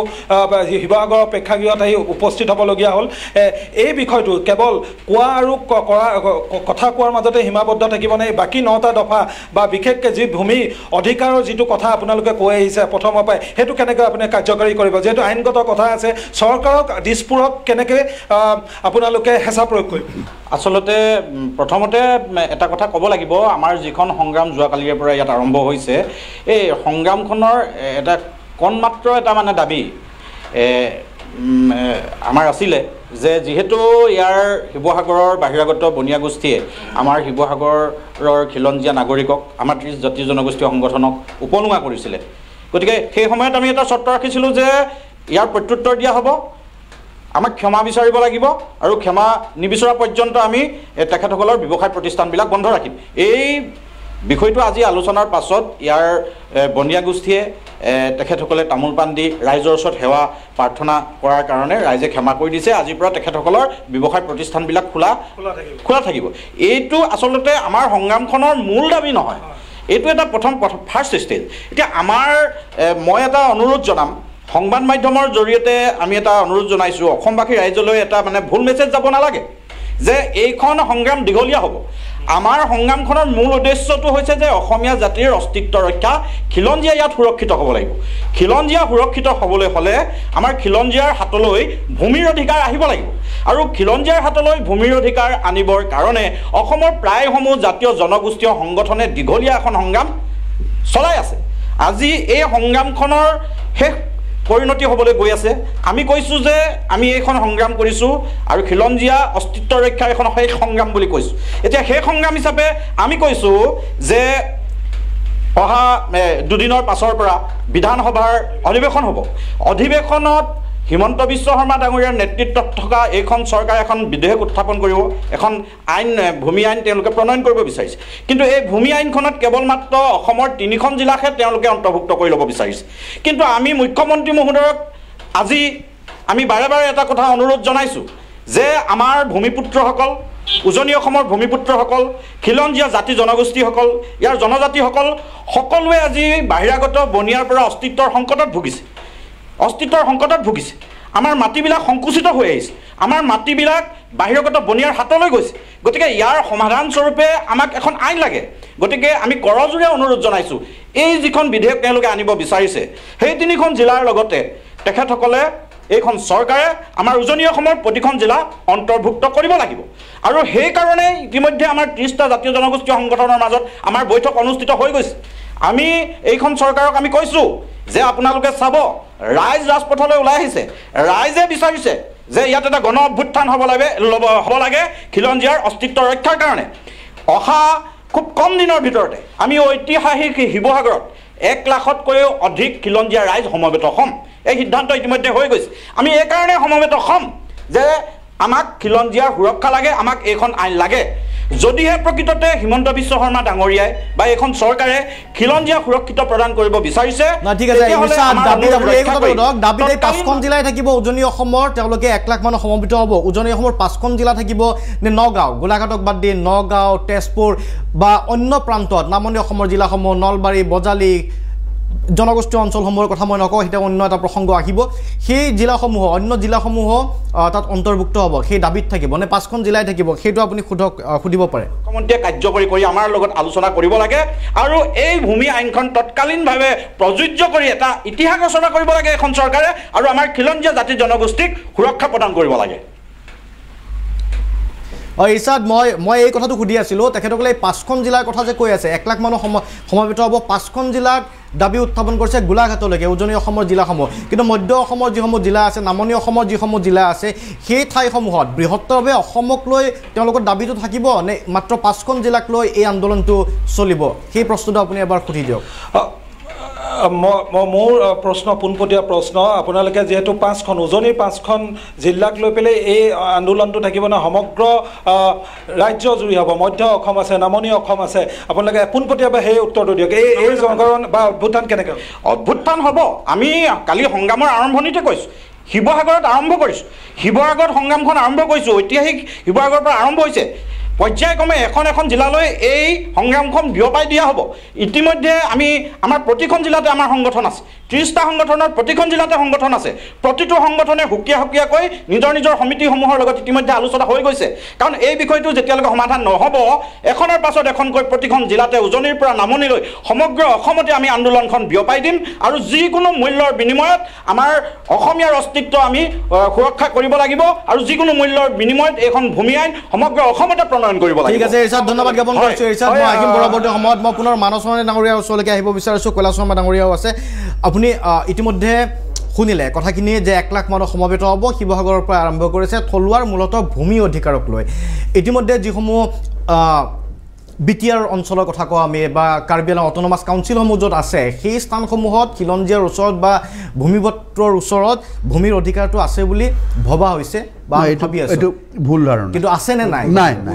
এতিয়া আপুনি চাওক ৰিচেণ্টলি আপুনি কাৰ্বি আংলঙত কি হৈ আছে আজি কাৰ্বি আংলঙৰ খেৰণি পাৰ্টটো এই পাৰ্টটো যে আপুনি চাওক তাতে কাৰ্বি মানুহৰ হাতত ভূমিটো নাই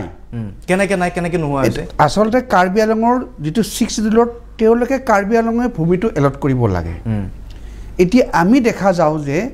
কাৰ্বি আংলঙৰ যদি খেৰণি পাৰ্টটো তাত কুঁহিয়াৰৰ খেতিটো খুব ভাল হয় কাৰ্বি মানুহে কুঁহিয়াৰটো নকৰে তেতিয়া অসমৰ লালন প্ৰসাদ সিং গভৰ্ণৰ আছিলে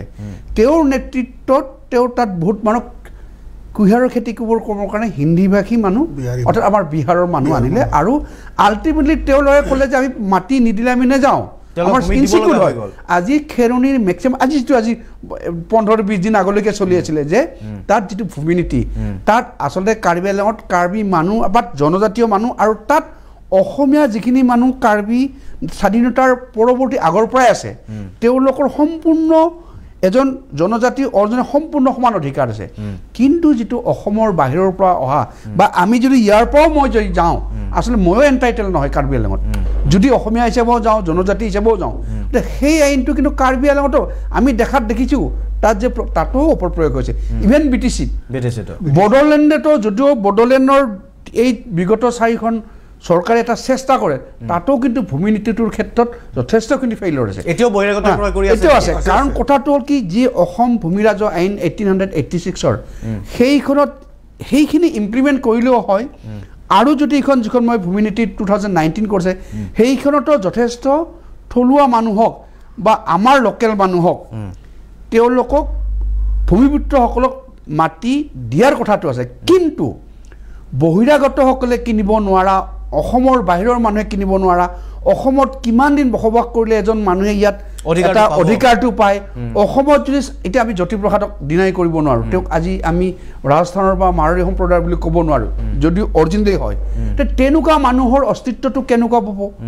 এই কথাবোৰ তাৰ কাৰণে আছে কেৱল ব্যৱসায় কৰিম বুলি ভাবিছে যিয়ে নিজৰ থলুৱাৰ প্ৰতি কোনো দায়বদ্ধতা নাই এইটো হ'ব লাগে এইটো আজি শ্বিলঙত চাওক শ্বিলঙত আজি খাচীৰ বাহিৰে গাৰোৰ বাহিৰে কোনো মানুহৰ মাটি কিন্তু শ্বিলঙত কি বিজনেছ চলা নাই তাত হিন্দী স্পিকিং মানুহে বা আমি গৈ তাত বিজনেছ কৰা নাই নেকি এই পলিচিটো যদি অসমত কৰে যে অসমীয়া মানুহৰ ভূমিৰ অধিকাৰটো থাকক তেওঁলোকে ব্যৱসায় কৰাৰ কাৰণে কিছু সময়ৰ কাৰণে পাৰ্মিট দিব লাগে তাৰ টাৰ্মছ এণ্ড কণ্ডিশ্যন থাকিব he cannot be in life time enjoy কৰিবলৈ কেতিয়াও অনাৰ হ'ব নোৱাৰে সেই পাৰ্টটো ভূমি আইনত আনিব লাগিব আৰু যদি কোনোবা যদি অনা অসমীয়া মানুহৰ হাতত ভূমি আছে তেওঁ বিক্ৰী কৰিলে কাক বিক্ৰী কৰিব পাৰিব কোনে পাৰ্চেজাৰ হ'ব পাৰিব খিলঞ্জীয়া লোকক এপ্ৰ'চ কৰিব পাৰিব নে নোৱাৰে পাৰিব লাগিব এই ধৰণৰ আইন আনিবলৈ আৰু যিবোৰ মাটি চৰকাৰৰ দৰকাৰ আছে মই এই বৰ্তমান চৰকাৰ বুলি কোৱা নাই আগৰ চৰকাৰো কৈছে এওঁলোকে বনিয়াসকলক মাটিটো দিয়ে দি তেওঁলোকে তাতে কিবা ইণ্ডাষ্ট্ৰিয়েলাইজেশ্যন কৰোঁ বুলি মাটিটো তেওঁলোকে আকৌ 10 টকাত কিনি 1000 টকাত আমাক বিক্ৰী কৰে বা অন্য মানুহক কৰে এইটো ষ্টপ হ'ব লাগে মাটি এলটমেণ্টৰ কাৰণে চাহ বাগানক মাটি দিয়া আছে তাত একচুৱেলি 99 ইয়াৰ্ছত লিজত দিয়া হয় তেওঁলোকে যেতিয়া চাহ খেতিটো নকৰে সেইটো গভৰ্ণমেণ্টৰ মাটিটো ৰিটাৰ্ণ আহিব লাগে তেওঁ বিক্ৰী কৰিব নোৱাৰে কাৰণ তাতে বিক্ৰী হৈ আছে লেণ্ডটো গভৰ্ণমেণ্টে অনাৰ আমাক এটা আমি যদি কওঁ পিৰিয়ডিক পট্টা কিয় পিৰিয়ডিক পট্টা বুলি কয় পিৰিয়ডৰ কাৰণে দিয়ে সেই পিৰিয়ডটো শেষ হ'লে আছে অট'মেটিকেলি ৰিনিউ হৈ যায় যে এতিয়া চাহ বাগানৰ ক্ষেত্ৰত স্পেচিয়েল কাল্টিভেশ্যনত যিটো মাটি দিয়া যায় যদি 90 আকৌ 99 হৈ থাকিব পাৰে যদি কিবা কাৰণত তাৰ চাহ খেতি নকৰি অন্যত এইটো টাৰ্ণ কৰে বেলেগ তেতিয়া গভৰ্ণমেণ্টৰ পাৰ্মিশ্যন ল'ব লাগে কাৰণ তেওঁক চাহ খেতি কৰাৰ কাৰণে দিয়া হৈছে যিটো কামৰ কাৰণে দিছে তেওঁ অনাৰ হ'ব নোৱাৰে আজি আপুনি দেখিব যে বিগত 2013-14 আমি যেটো উত্তৰ গুৱাহাটীৰ মাটি এলটমেণ্ট লৈ যেটো কাজিয়া হ'ল সেই মাটিবিলাক এই যে ৰামমল বুঢ়াকী আৰু এই যে তেওঁলোকে মাটিবোৰ দিলে আজিতো সেইবোৰ তেওঁলোকে ইণ্ডাষ্ট্ৰিয়েল বেলেগ দিছে হাই দামত বিক্ৰী কৰিছে এইটো গভৰ্ণমেণ্টে ৰেগুলেটৰি লছ কৰাই নহয় অসমীয়া মানুহে বঞ্চিত হৈছে আজি অসমীয়া মানুহে কেতিয়াও থলুৱা মানুহে এই ব্যৱসায়িক গোষ্ঠীৰ পৰা কেতিয়াও মাটি কিনিব নোৱাৰে ওৱান্স তেওঁলোকৰ তাত গ'ল আমি কেতিয়াও ল'ব সেইকাৰণে মই ভাবোঁ as a lawyer as a হেৰি ব্যক্তি হিচাপে ভূমিপুত্ৰ যে এইটো কওঁ যে মাটিৰ অধিকাৰটো বাকী বিজনেছত আমি বাধা দিব নোৱাৰোঁ কাৰণ কিছুমান আমি বিজনেছ কৰিব নোৱাৰোঁ পাৰ্মিট ল'ব পাৰে এতিয়া ধৰক কাৰ্বি আংলঙত বা শ্বিলঙত কাৰ্বি আংলঙত মানুহ এজনক লাইচেঞ্চ দিয়া হয় বিজনেছ কৰাৰ কাৰণে কাৰ্বি আংলঙত অসমৰ আমি গ'লেও তাতে লাইচেঞ্চ হৈ কৰিব লাগিব কিন্তু আজি তাত বনিয়া গোষ্ঠী আপুনি ডিফুট টাউনত সোমাই যাওক কেনেকুৱা ধৰণৰ মানুহে বিল্ডিং বনাই বিজনেছ কৰি আছে গোটেই এইটো নহয় যে যিবোৰ 6 এৰিয়া তাতো ভূমি নীতিটো সম্পূৰ্ণভাৱে উলংঘন কৰা হৈছে আৰু ইয়াত যিসকলে শাসনত আহে তেওঁলোকৰ পলিটিকেল মাইলেজৰ কাৰণে কৰে কোনো এটা পলিটিকেল পাৰ্টিক অসমীয়াৰ ভূমি সংৰক্ষণ কৰাটো বিগত 20 বছৰত মই যিখিনি পলিটিকেল পাৰ্টি দেখিলোঁ সেইটো কৰা নাই গতিকে আমি ভাবোঁ in respect of political affiliation প্ৰথমতে অসমীয়া মানুহৰ অসমীয়া জাতিৰ ভূমিৰ সংৰক্ষণ ব্যৱস্থা কৰিব লাগে বাকি বিজনেছটো আহি কৰিব আমি তাক দিব লাগিব কিন্তু মাটিটো কিনাৰ অধিকাৰটো কোনো পাব নালাগে আৰু আজি যেটো কথা কৈছে গোৱালপাৰা সলপাৰা বা এই বৰপেটা দেশ হয় তাতো কিছুমান মাটি এনেকুৱা কিছুমান মানুহৰ হাতত গৈছে যাৰ কাৰণে আমি অসমীয়া মানুহে শংকিত হৈছো এটো হয় তে সেই সেফগাৰ্ডটো দিব লাগিলে তেওঁলোকে যদি বিক্ৰী কৰে যে কিছুমান টাৰ্গেট দিব আৰু ৰেষ্ট্ৰিক্টেড ফ্ৰম আৰু ভাৰতবৰ্ষৰ অন্য ৰাজ্যৰ পৰা যিবোৰ মানুহ আছে আমি কোৱা নাই তেওঁলোকে ভাৰতীয় অধিকাৰ নাই বুলি কোৱা নাই কিন্তু যেহেতু অসম গভৰ্ণমেণ্টৰ এইটো ষ্টেট লিষ্টত আছে এন্ট্ৰি 18ত আছে গতিকে অসম গভৰ্ণমেণ্টক ৰেষ্ট্ৰিকশ্যন আনিব পাৰে এইটো কনষ্টিটিউচনেল কোনো প্ৰভিজন ভায়োলেশ্যন নহয় কিন্তু আমি তেওঁলোকৰ পৰা যদি অলৰেডি একুৱায়াৰ কৰিছে জোৰ জবৰদস্তি কৰি ল'ব নোৱাৰে যদি তেওঁলোকৰ মাটি ৰেজিষ্ট্ৰেশ্যনটো বা তেওঁৰ নামটো সোমাওঁতে যদি বক্ৰ পথেৰে তেওঁলোকে লোৱা নাই তাত আমি নোৱাৰোঁ গতিকে কিন্তু আমি নতুনকৈ যিখিনি বাকী আছে বাছি আছে সেইখিনি ক্ষেত্ৰতো ব্যৱস্থা আমি এতিয়া আজিৰ পৰা কালি যদি এই এছেম্বলিৰ সেশনত হৈ যায় এফেক্টিভ কিন্তু কথা এটা হ'ল কি আইন এখন এছেম্বলিত দিলেই নহয় তাক 18 মাহৰ কাৰণে মানুহক বিল আকাৰে আনি আমাকো ক'ব দিব লাগে কাৰণ মই দেখা যায় যে এছেম্বলিত মই কাকো হেমান্য কৰি কোৱা নাই বিষয়বোৰ পুংখানুপুংখৰূপে আলোচনা নহয় এতিয়া পলিটিক্যালি যাৰ পাৱাৰ থাকে তেওঁলোকে হাত চাপৰ দিয়ে গ্ৰহণ কৰে কেতিয়াবা জনতাৰ বিৰুদ্ধে যায় গতিকে যদি কিবা আইন আহে 6 মাহৰ কাৰণে বিলখন আমাৰ পৰা অপিনিয়ন লক তাত কমিটি আছে কমিটিত পঠক বিশেষজ্ঞক মাতক আইনজ্ঞক মাতক এইটো সম্পূৰ্ণ এইটো খুব আৱেগিকভাৱে নাই যদিও আজি শিৱসাগৰৰ এইটো এটা গণ অভ্যুত্থান হৈছে আমাক সজাগ কৰিছে কিন্তু এইটো খুব ইমোশ্যনেলি লোৱা ডিচিশ্যন নহয় ইয়াৰ আইনগত বৈধতা ৰাখি এখন অসমৰ থলুৱা মানুহৰ কাৰণে এখন ভূমি আইন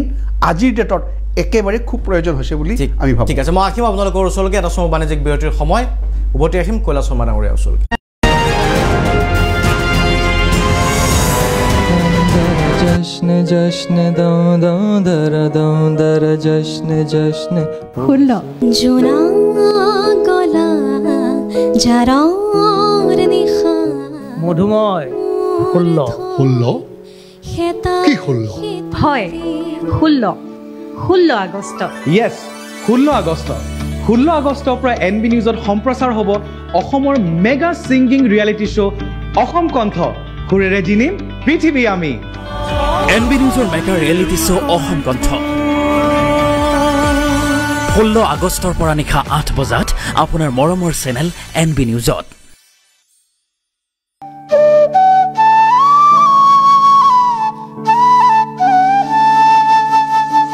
ছোৱালী বন্ধু আছে নে আছে স্যাৰ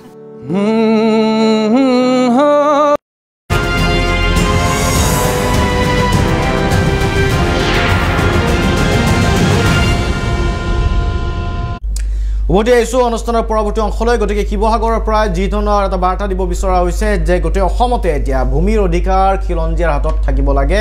বা অসমীয়াৰ হাতত থাকিব লাগে মই কৈলাশ শৰ্মা ডাঙৰীয়া আপোনাৰ ওচৰলৈকে আহিব বিচাৰিছোঁ ইতিমধ্যে মানস ডাঙৰীয়াই কৈছে যে যিসমূহ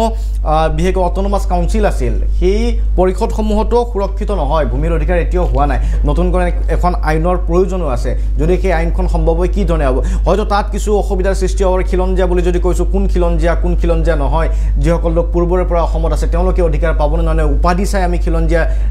নিৰ্বাচন কৰিম সেই ধৰণৰ বিভিন্ন হয়তো জটিলতা আহিব পাৰে তৎসত্ত্বেও কি ধৰণে চিনাক্ত কৰিব পাৰিব গুৱাহাটী বা আশে পাশে এই অঞ্চলসমূহত আপুনি কি ভাবে কথাটো এইখিনিতে মই এটা কথা যেতিয়া উজনি অসমৰ কথাটো তেখেতসকলে যেতিয়া কথা কৈ আছে আমি 4 বছৰ আগে 2021 চনত নামনি অসম উন্নয়ন পৰিষদ গঠন কৰিছিলোঁ বিভিন্ন জনগোষ্ঠীয় লোক লৈ মই তাত নিজে আজি চিফ কনভেনৰ হিচাপে আছোঁ কিন্তু বৰ্তমান যিহেতু চৰকাৰখন আমাৰ প্ৰায়খিনি খিলঞ্জীয়া লোক আহি চৰকাৰ গঠন কৰাৰ কাৰণে আমাৰ দাবীসমূহ সাব্যস্ত নকৰি আমি প্ৰায় ৰখি আছোঁ কিন্তু আমাৰ দাবী একেটাই আছিল যে আজি যিটো পৰিৱেশ আজি শিৱসাগৰত তৈয়াৰ হৈছে এইটো অকল শিৱসাগৰৰ ক্ষেত্ৰতে নহয় অসমৰ প্ৰতিটো প্ৰান্ততে হৈছে আৰু আইনগতভাৱে মই এটা কথা ক'ব বিচাৰোঁ যে আমি বিচাৰিছোঁ যে নামনি অসম উন্নয়ন পৰিষদ যিটো কথা মই মুখ্য আহ্বায়ক হিচাপেও কৈছোঁ এই কথাটো কাৰণ সময় সমাগত এই সময়ত যে আমাৰ মানুহখিনি একত্ৰিত নহওঁ উজনি নামনি ভৈয়াম পাহাৰ তেতিয়াহ'লে ভৱিষ্যতৰ যিটো ত্ৰিপুৰাৰ যিটো অৱস্থা হৈছে আজি ত্ৰিপুৰীসকলৰ যিটো অৱস্থা মই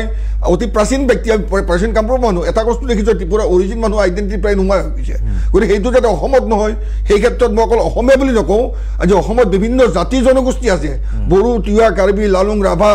আজি বিভিন্ন জনগোষ্ঠীৰ মাজত আমি একত্ৰিত হয় আজি আহোমসকল আজি শিৱসাগৰ আহোম বুলি এইকাৰণে কৈছোঁ যে তেখেতসকলৰ সৃষ্টি অসম কাৰণ চাউলুং চুকাফাৰ নেতৃত্বত অসম জন্ম হৈছিল আৰু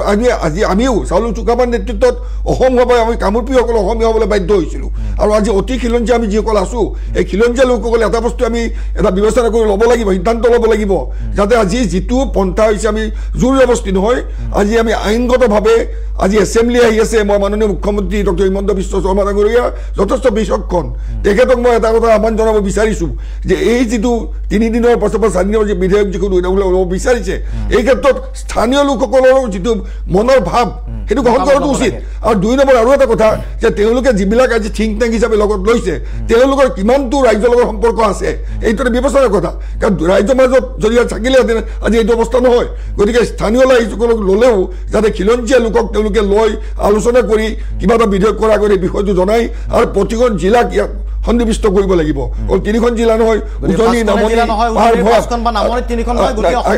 আৰু এটা কথা ক'ব বিচাৰিছোঁ আজি পাহাৰৰ যিবিলাক জিলা বা আমাৰ যিবিলাক সাহিত্য সেইটো পৰিত গঠন হৈছে তাতো কিন্তু এটা আমি দেখা পাইছোঁ যে 99 বছৰ লিজ লৈ অখিলঞ্জীয়াসকলে ইতিমধ্যে লৈ আছে আৰু বছৰ দিন তেওঁলোকে মাটিবিলাক ভোগ কৰি আছে গতিকে মই ভাবোঁ তাতো এটা ৰেষ্ট্ৰিকশ্যন কৰিব লাগিব যাতে লিজ দিবও তেওঁলোকে যাতে নোৱাৰে খিলঞ্জীয়া লোকে সেইটো ল'ব পাৰে আৰু এই ক্ষেত্ৰত অসমৰ বিভিন্ন প্ৰান্তত এই যিটো কাৰ্যসূচী গণতান্ত্ৰিকভাৱে কৰাৰ আগে চৰকাৰে যাতে ইতিমধ্যে যিখন বিধেয়ক ল'বলৈ গৈ আছে তাত এইটো সন্নিৱিষ্ট কৰি খিলঞ্জীয়া লোকৰ যি অধিকাৰ এইটো সাব্যস্ত কৰাৰ ব্যৱস্থা গ্ৰহণ কৰক ঠিক আছে শৃংখল চলিয়াৰ লগত আমি সংযোগ স্থাপন কৰিছোঁ শৃংখলৰ ওচৰলৈকে যাব বিচাৰিছোঁ ইৰশ্বাদৰ জৰিয়তে শৃংখলৰ বিৰুদ্ধে দুখনকৈ এজাহাৰ পৰিল খিলঞ্জীয়াৰ হৈ মাত মাতি জেললৈ যাবলৈ ভয় নাই বুলি শৃংখলে ইতিমধ্যে কৈছে গতিকে শৃংখলে কি ক'ব বিচাৰিব দুটাকৈ প্ৰসংগ যে এই সংগ্ৰাম শৃংখলে আৰু কি ধৰণে আগবঢ়াই লৈ যোৱাৰ পৰিকল্পনা আছে কাৰণ আজি ইয়াতে সেই শৃংখলৰ বিৰুদ্ধে যদিও এজাহাৰ আছিল দ্বিতীয় প্ৰসংগ আজি ইৰশ্বাদ আপুনি শুনিও আছে ষ্টুডিঅ'ৰ মজিয়াৰ পৰা আইনী বিশেষজ্ঞ আছে আমাৰ কৈলাশ শৰ্মা ডাঙৰীয়াও আছে সকলোৱে কৈছে যে এই ঐক্যবদ্ধ কেৱল নামনিৰ 3খন জিলা নহয় বা উজনিৰ 5খন জিলা নহয় সামগ্ৰিকভাৱে অসমৰ যি ভৌগোলিক মেপ এখন আছে আমাৰ মানচিত্ৰ আছে গতিকে অসমৰ ভূখণ্ডৰ বাসিন্দা হিচাপে ভূমি অধিকাৰ থাকক তাক লৈ একত্ৰিতভাৱে কি ধৰণে আগবাঢ়িব পাৰি বা শৃংখলৰ মতামতটো কি এই ক্ষেত্ৰত মহন্ত ডাঙৰীয়া ইতিমধ্যে মোৰ লগত আটাচু আৰু অনুসূচিত জাতি ছাত্ৰ সন্থাৰ এজন জ্যেষ্ঠ ল'ব চেষ্টা কৰিম আপোনাক পোনপটীয়াভাৱে আমি চেষ্টা সুধিছোঁ এই সংগ্ৰামখনৰ লগত আপোনালোকে দুখনকৈ এজাহাৰ দাখিল কৰিলে আপোনাক পোনপটীয়াভাৱে আক্ৰমণ কৰিলে তাৰপিছত যিহেতু আইনজ্ঞ আমাৰ পেনেলিষ্ট হিচাপে বহি আছে তেখেতসকলে প্ৰশ্ন কৰিছে কেৱল উজনিতে আপোনালোকৰ যি ভূমিৰ ক্ৰয় বিক্ৰয় কথাটো সীমাবদ্ধ থাকিবনে বিল-80 থানাৰ ফালৰ পৰা আপোনালোকে এই যিখন ভূমি ক্ৰয় বিক্ৰয় যিটো ইছ্যু সেই ইছ্যুটোক আপোনালোকে ৰাজ্যভিত্তিক কি ধৰণে লৈ যাব অনাগত সময়ত কেৱল কথাবোৰ সীমাবদ্ধ থাকিবনে কি ক'ব শৃংখল চলিয়া হিচাপে বা এই সংগ্ৰামখনত যি ধৰণে এজাহাৰ আপোনালোকক দাখিল কৰিলে আপোনাক টাৰ্গেট কৰা হ'ল কি ক'ব পোনপ্ৰথমে শিৱসাগৰত 30টা জাতীয় জনগোষ্ঠীয় সংগঠন শিৱসাগৰ থলগিৰি খিলঞ্জীয়া ৰাইজক আমি ধন্যবাদ জনাইছোঁ আৰু যি মাটিৰ ওপৰত অধিকাৰৰ কথা কৈছোঁ অধিকাৰ কাঢ়ি অনা হওক এটা ভুল বাৰ্তা যাতে সমাজলৈ নাযায় অসমলৈ নাযায় ইয়াৰ ৰণোজ পেগু ডাঙৰীয়া অহাৰ কাৰণে আজি পৰিস্থিতি খাম কাটিলে নহয় ভুল কথা ৰণোজ পেগু ডাঙৰীয়াই আমাৰ দাবী মানি লোৱাৰ কাৰণেহে পৰিস্থিতি খাম কাটিলে এই ক্ৰেডিটটো এটা বিজেপিয়ে ল'ব বিচাৰি আছে কিন্তু এইটো বস্তু অসমৰ ৰাইজক আমি 30 জাতীয় জনগোষ্ঠী সংগঠনে স্পষ্টকৈ কৈ দিছোঁ ইয়াৰ নাগৰিক সমাজে কৈ দিছে আৰু এতিয়া মোৰ ওপৰত দুখনকৈ এজাহাৰ দিছে 30 জাতীয় জনগোষ্ঠী সংগঠনৰ প্ৰত্যেক লিডাৰে মোৰ হৈ থিয় দিছে প্ৰত্যেক থলগিৰি মানুহে মোৰ হৈ থিয় দিছে আৰু সেইকাৰণে মই সকলোকে ধন্যবাদ জনাইছোঁ আৰু শিৱসাগৰে দেখুৱালে যে ঐক্যবদ্ধ সংগ্ৰাম কৰিলে আৰু ৰাজপথত সংগ্ৰাম কৰিলে ঐক্যবদ্ধ সংগ্ৰাম আৰু ৰাজপথত সংগ্ৰাম কৰিলে আৰু বিক্ৰী হৈ নগ'লে এটা ৰিজাল্ট পোৱা যায় এইটো আপোচ নকৰিলে এটা ৰিজাল্ট পোৱা যায় যিটো কা আন্দোলনৰ ক্ষেত্ৰত আমি দেখা নাপালোঁ আৰু কোনোবা সংগঠনে যি সংগঠনে নহয় ক্ৰেডিট ল'বলৈ গ'লে আন্দোলন সফল নহয় আৰু আন্দোলন সফল হ'ল আমাৰ এটা সংগঠনেও ক্ৰেডিট ল'বলৈ নগ'লে সকলোৱে ঐক্যবদ্ধভাৱে কোনো ইয়াত লিডাৰ নাই স্বতঃস্ফূৰ্ত জাগৰণৰ ফলত এইটো কাম হ'ল আৰু মই সকলোকে ধন্যবাদ জনাইছোঁ আৰু অনাগত দিনত এখন সংগ্ৰাম চলিব আৰু খুব ধুনীয়াকৈ এখন সংগ্ৰাম আমি চলাই দিম আৰু 30টা জাতীয় জনগোষ্ঠী আৰু শিৱসাগৰ থলগিৰি শিৱসাগৰ নাগৰিক সমাজ শিৱসাগৰ সাংবাদিক সমাজ আমি সকলোৱে মিলি এখন আন্দোলন আগবঢ়াই নিম অসম ভিত্তিত হ'ব ভূমি ক্ৰয় নিশ্চয়কৈ এতিয়া যিহেতু তেওঁলোকে কৈ আছে খিলঞ্জীয়া জাতি মাটি ভেটি আমাক দিয়ক না আমাক সম্পদৰ অধিকাৰটো দিয়ক আমাৰ ভূমি অধিকাৰ দিয়ক আমাক ৰাজনৈতিক অধিকাৰবোৰ দিয়ক আমাক জনজাতিকৰণ দিয়ক জাতি মাটি ভেটি আৰু ইলেকশ্যনৰ আগত কৈ ইলেকশ্যনৰ পিছদিনা বনিয়া কৰিলেতো নহ'ব খিলঞ্জীয়া মানুহে চাই নাথাকিবতো অসমৰ মানুহে চাই নাথাকিব এতিয়া অশোক সিংঘালৰ দৰে ব্যাগুম মন্ত্ৰী ৰাজস্থানৰ মানুহ আহি ইয়াত মন্ত্ৰী হৈ গ'ল তাতকৈ লাজৰ কথা আছে নি ৰাজস্থানৰ পৰা ইয়াত মন্ত্ৰী হা অশোক সিংঘালে ইয়াত আহি কৈ গৈছে অসমীয়াৰ উৎপাত হ'লে মোলৈ ফোন কৰিবি অনা অসমীয়া মানুহৰ লগত মিটিং কৰি হা আজি শিৱসাগৰে দেখুৱাই দিলে নহয় অশোক সিংঘালক আমি ভয় কৰিম অশোক সিংঘালক আজি শিৱসাগৰ মানুহে দেখুৱালে নহয় তোলে আমি ঘেণ্টা ভয় নকৰোঁ বুলি আৰু এনেকুৱা ধৰণৰ কথাৰে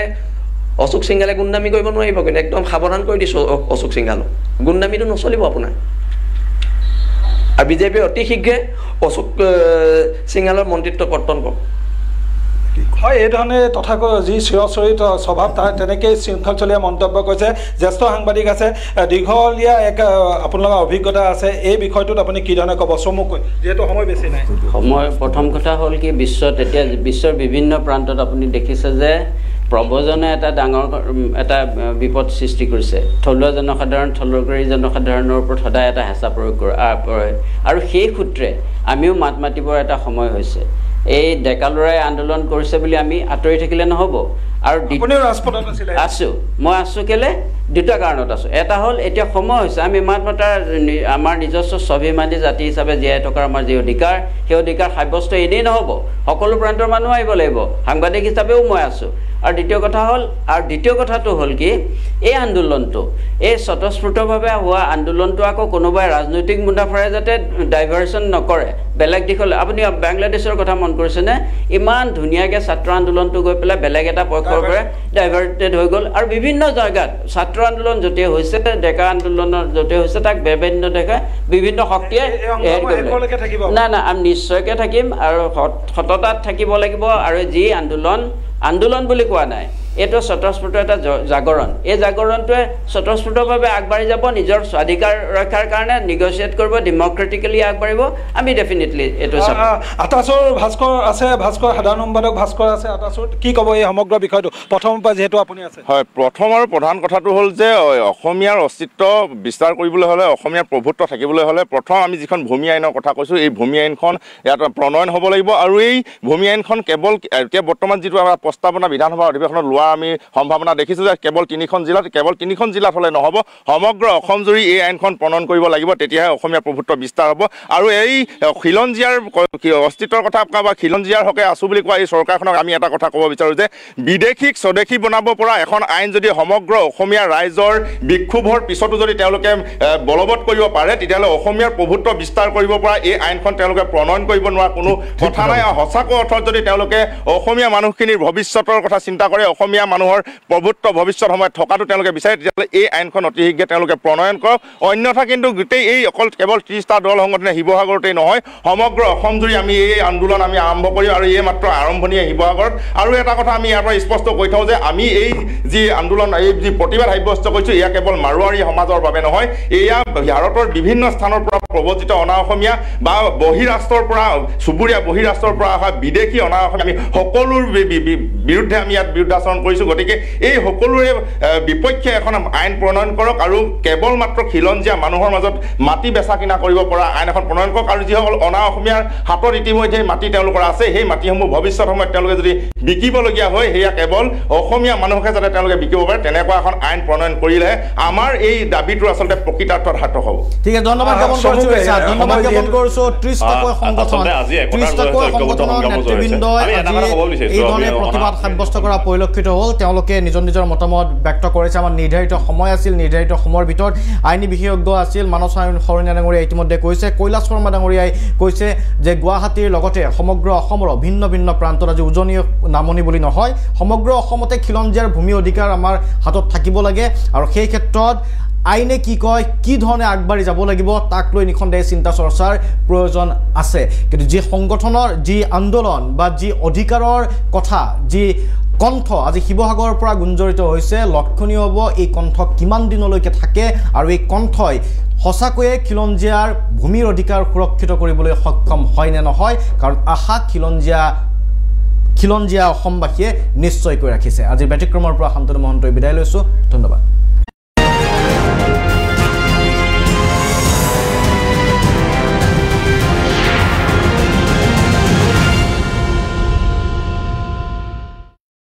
সহযোগ কৰিলে ডালমিয়া